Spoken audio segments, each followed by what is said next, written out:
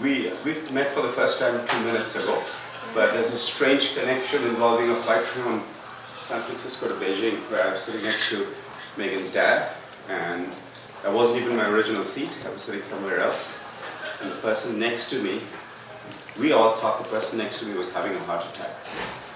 That person thought he was having a heart attack. We all thought he was having a heart attack. Turns out he was having a panic attack. But I got up, and the person in the aisle got up so they could use the 3 seats for this person to lie down. And where they relocated me was next to your dad. That's how we got talking, and that's why I'm here today. So strange things happen in life. Now, another strange thing happened to me that I want to talk to you about today. And that was about 9 years ago. There was a teacher from a school that you probably have heard of. It's called the Harker School in San Jose. There was a science teacher in that school who contacted me. She had made a couple of different connections to me. She had met my wife at some school gathering. We didn't have any kids who went to that school, but the teacher met my wife through some outreach event. My wife works at NASA and she had done some outreach at Harker. It turns out that that was one connection, but one of my colleagues is someone the same teacher had contacted earlier and had failed to make much headway, but that was a second connection. Now, I haven't told you this, but I'm a professor of astronomy and astrophysics at the University of California, Santa Cruz. This is where my colleague is also a professor. And this science teacher from the Harker School contacts me and says that I want to take 2 or 3 of the best students in our school. It's a very good school, academically rigorous school, just like Gunn. Take 2 or 3 of the best students in my school, and I want to have them taste research. I want them to be part of your research group, my research group, is what she was telling me. And so, in 2009, I spent one morning talking to this science teacher, and we decided that I would write up 2 or 3 brief project descriptions. When I say brief, I mean 1 paragraph long descriptions of the kind of work I do, or the kind of projects that I have going that I had going in spring of 2009. And the teacher said, I'll take these 3 project descriptions and I'll show this to who I consider to be the best students in science at the Harker School. She said, my students can look at your project descriptions and I'm going to ask them to write a sort of response. Or what do you get from this paragraph kind of response? What did I understand of this paragraph kind of response? Based on those, she selected 6 students out of, I don't know, several tens possibly. Selected 6 students. So I spent another afternoon now doing a Skype interview of these 6 students. At the end of the process, I had selected 3 students who I said, you know, I want these students to come and give this research program a shot. And it really wasn't a research program at that point, but I was just saying that there are 3 students from, so these 3 students that summer showed up to UC Santa Cruz to work with me on a research project. One of my PhD students was also involved. There was a second student who was at the University of Virginia at the time. She and my UCSC PhD student, they helped me mentor these 3 high school students. Those 3 high school students did very well in that research program. They went on to, 2 of them went on to be semi-finalists in the Siemens science competition that fall. All 3 of them were semi-finalists in the Intel competition that later that fall. And one of the 3 was a national finalist. And, you know, they select 40 students out of the nation. So it's quite remarkable that this one student made it there. She was thoroughly deserving of that recognition, of course. And I wrote letters of recommendation for all 3 students that December. All 3 of them applied to some of the top schools in the country. All 3 of them got into Harvard. All 3 of them decided to go to Harvard. All 3 of them graduated from Harvard in 2014. It was 3 students in 2009. This same program, we didn't call it a program then, there were just 3 students. We didn't know if this would grow, or if this would die a natural death.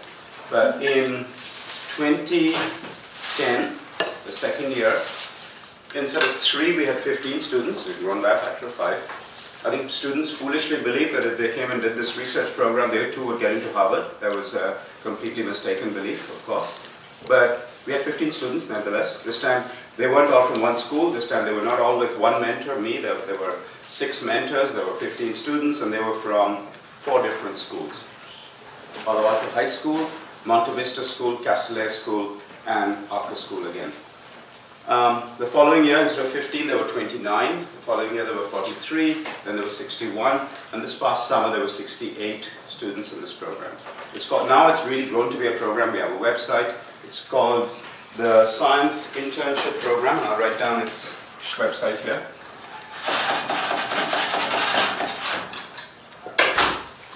It's got a very simple website. But if you go to the site, you'll see what I'm talking about. So when Megan asked me to talk to this Think About Tomorrow Club, I thought I would talk about one piece of tomorrow that I'm somewhat familiar with, which is the process of solving open-ended problems. In research, that's the kind of problem you're dealing with. It's not a kind of problem where the correct answers to odd-numbered problems are on page 99. That's not how the real world works. The real world has problems that don't have exact answers. That's why they persist as problems. That's why they don't get solved. And the very name research implies that you have to search and search and search. You have to keep searching. You have to get up from the many times you'll stumble and fall, pick yourself up and try again. That's what research is all about. It's about a lot of failure, a tiny bit of success. But the thing that might seem like failure to another person actually is a tremendous process of learning. So I thought I would share this with you, because we've had students from Gunn High School applied to our program. And it's not the only program that offers research. There are many programs out there at Stanford, at Berkeley, Princeton, Caltech, Johns Hopkins. There are many, many programs out there for high school students. And our program has of course looked at these other programs. They're our competition. And I can tell you that the thing I would encourage you to think about as high school students is get involved in research. If you're interested in a particular subject, and our program is a STEM research program, but it doesn't need to be STEM. If you're interested in any subject, get real-world experience in that subject, whether it's theater, music, art, science, engineering, technology, whatever field drives you, whatever is in your heart. Not just what your head is good at, but what's in your heart. If you follow that, you'll find you'll do very well at it, because if you enjoy doing something, you typically do well at such a thing. But get involved in research is the main thing I would encourage you to do. Research is really scary, because it is not about the clear knowns and unknowns. It's very scary because the area is completely gray. There are problems that don't have answers, and there are questions that don't have answers. So progress consists of refining the question so that you can answer it with the available data. Now, to some that might seem like cheating. How can you refine your question just so you can answer it? But that's how things work in the real world. That's exactly what you have to do in the real world to make progress. Is if you bite off too much and you can't solve this, bite off a smaller piece so that you can make progress with it. I don't want to spend all of my time talking. I thought I put up the website there. If it's convenient, I could also, would you like me to project the website from my laptop? Yeah. Do you have a computer? I have a laptop right here. I don't know if that's or do you even have I'm sure that the connector is going to be the same. But yeah, you have a Mac connector, I see. Well, yeah, there's a lot of different Mac connectors.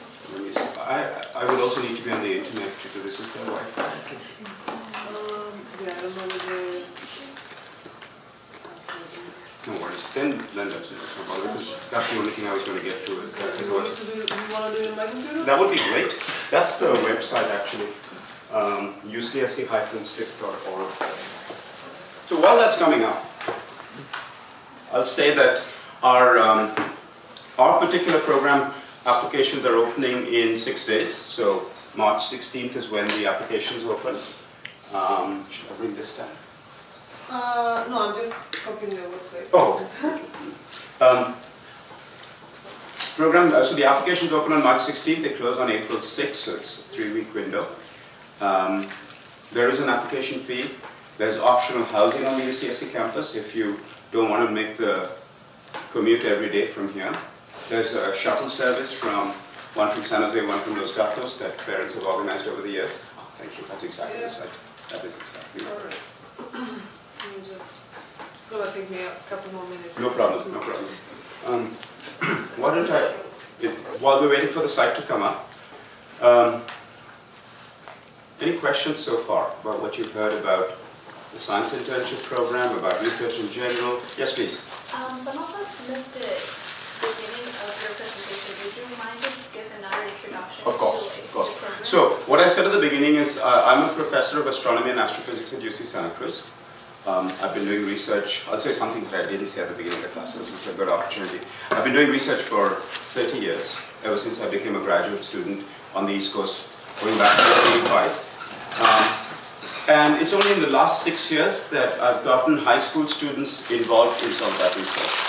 And when I say high school students involved in some of that research, I mean that I'm not making up projects for these students. What I'm instead doing is I'm trying to predict what my research path is going to be for the summer, specifically for the summer, because that's when the high school students are free of schoolwork. I predict what the path is going to be, and I look for points along that path where a student might engage. What kind of engagement am I talking about? Well, astronomy is very data rich. There's a lot of data. So if there's a particular kind of analysis that I want the student to think about or do, that's an excellent point of engagement for the high school student. The other subjects that we've had, thank you very much, I'll bring this up over here. If you look under program details, the 2014 research projects are listed there. The 2015 ones will get listed when the application portal opens. But this is organized by subject, and it's alphabetical, but astronomy and astrophysics happens to land at the top very conveniently.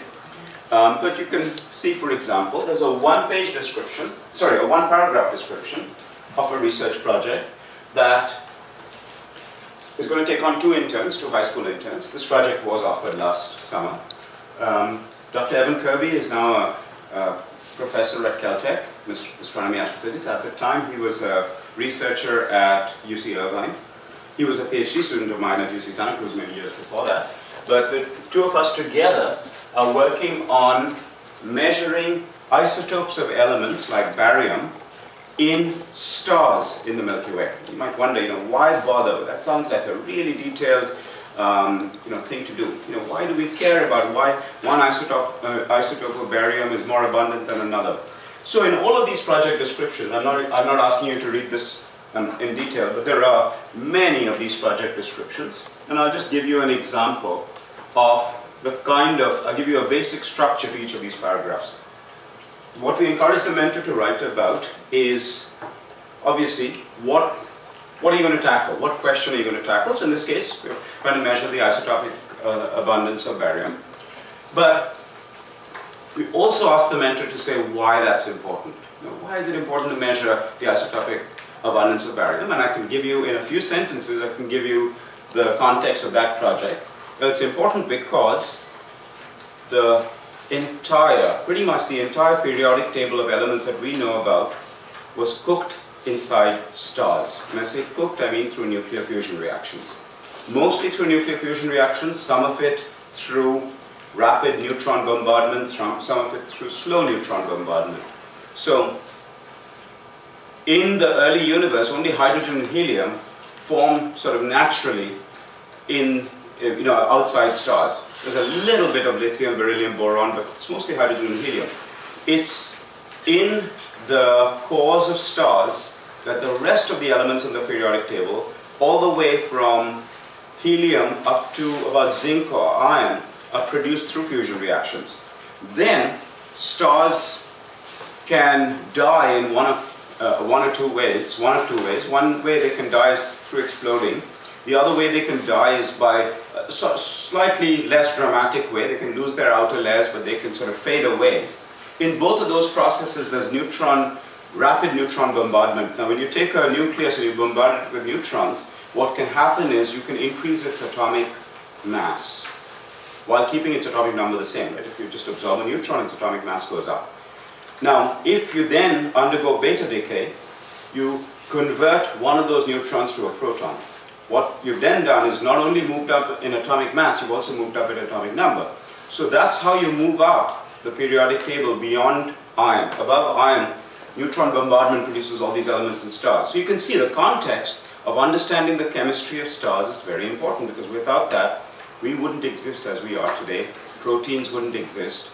And pretty much everything we've come to love on this earth is made up of elements in the periodic table. Sorry.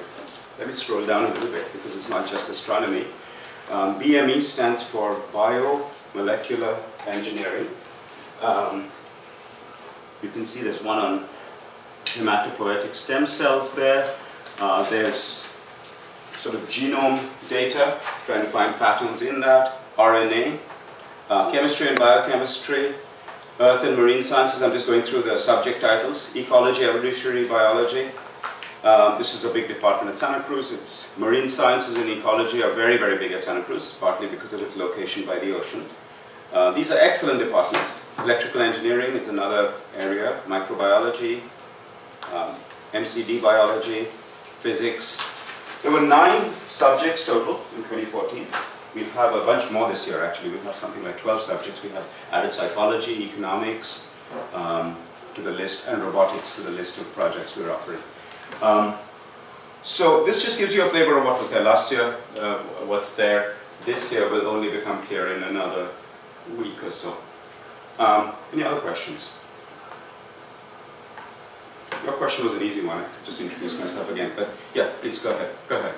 So when you apply, do you choose the researcher, or do you just choose the subject? It's a good question. In the past, in 2014, we used to have students pick one of these projects and say, this is my top choice, this is my second choice, this is my third choice. This year, we're making it even broader. We are saying, give us 3 subject areas that you're interested in. If you're only interested, say, in physics and not in any of the other subjects, you could just pick one and not any of the others. If you have a definite second choice or a third choice, you're welcome to fill those out. So it's basically a pull-down menu of, instead of 42 projects that we had last year, there'll be 12 subjects that you get to pick from. The application looks a little bit like the easy part of the college application, where you fill out your demographic information, your personal information, your name, address, your email address, your grade, your GPA. We ask for an unofficial transcript. We ask for 2 letters of recommendation. So we ask for the names of 2 teachers. We contact them for letters. We ask for a school official who can give us an official transcript if we need to supplement the unofficial transcript.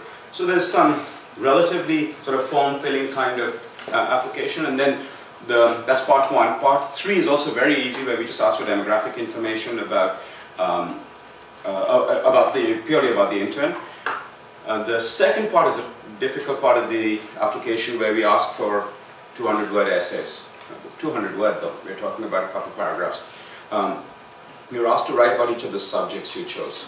So why are you interested in biology? Why are you interested in physics? But if you only picked one subject, you just get to write that one essay. And then at the end, so you could have written up to 3 essays, you could have written as little as 1 essay, but then we ask for a 400-word essay about why you're interested in STEM research internship in general, beyond the specifics of the subject. So that's what we're looking for in the application, because we want to make sure that what you're looking for from the internship is something we can offer. If you're looking for something that we can't offer, that's not going to be a good match. Now, a great way to find out about this program is right now, even before the 2015 projects are open, is if you go to the top here, the very top here, there's a set of pull-down menus, and under Program Details, there's something called Frequently Asked Questions. And we have 2 sets of frequently asked questions. One for if you're a mentor. Would Stephen Wu come to the main office? Stephen Wu. So I've clicked on the FAQs for applicants and parents. That's the one, obviously, that would be more relevant to you. Why should I apply to SIP? Why shouldn't I apply to SIP? I can tell you why you shouldn't apply. How about that? That's a good way to to explain what this program isn't. Obviously, like I've said, our students have done well. They've done well in science competition. If that's your only goal, if your only goal is to do well in a science competition, I would say this isn't the right program for you. Here's why. Research can never guarantee, real research can never guarantee you specific results in a 10-week period or in the 8-week period, because that's just the nature of any real-world problem. We can try our best to position your project such that it's relevant and you're doing critically important things. That's fantastic. That's fantastic experience, and I can tell you that even if you don't have results, you can write well. If you write well and you write eloquently about your work, you'll place well in a science competition. But if your only goal is to do well in a science competition, that's not a good match for this program, because we really want to get people the research experience, and then whether you write about it or not in a science competition, we'll support you if you do, but we don't want it only for, we don't want you to do this only because you want to write a paper. We want you to do this for the research experience. So I can click on this and you can see what it says. I don't know if you can read from there, but you shouldn't apply to sit if you can't commit to an entire summer of work. That's one thing. If you're, for example, if you're taking a full load of summer classes in school or somewhere else, then you shouldn't sign up for it.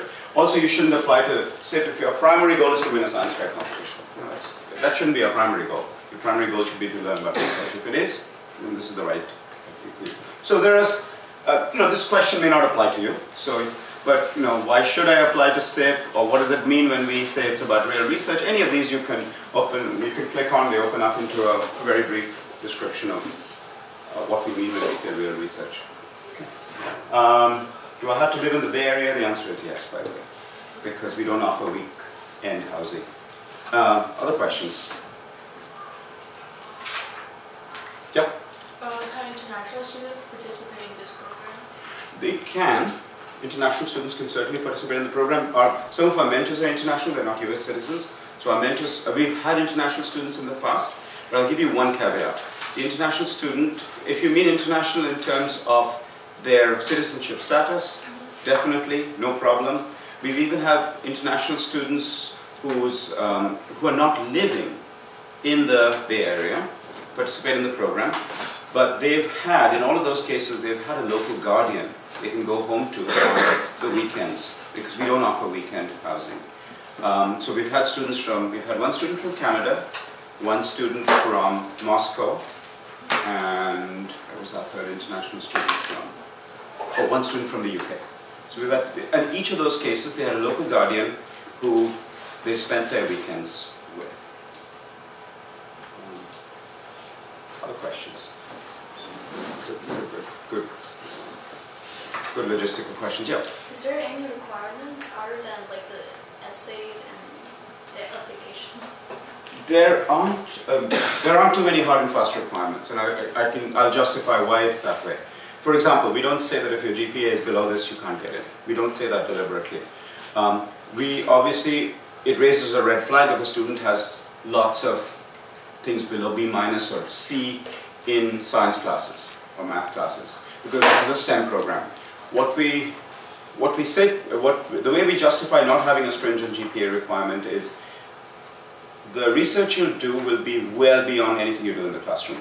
This would be true if you've taken 500 AP classes, and I mean, not that you can take 500 AP classes, but however many AP classes your school could offer, if you've taken all of them, even then, the research you do will be well beyond anything you've learned in the high school. Research is well beyond anything your mentor learns in his or her classes in the PhD program at their university. So it's this information that you'll be working on, the analysis you'll be doing is well beyond the classroom. That's why we don't put too much emphasis on what you've already learned. We put more emphasis on you as a person, how you handle a challenge, how fearless you are in taking on a completely unknown area. And this is why we depend on your essays, your teacher recommendations. We depend heavily on those three things for our selection. I'm not pretending our selection is a perfect process. I know, we turn away a lot of students every year. But last year, is that it? We have 7 minutes before the next class starts. Okay, no, I should give them time to get back to class. Please follow up. What I'll do is I'll write down an email address, but you can also find contact information at this website.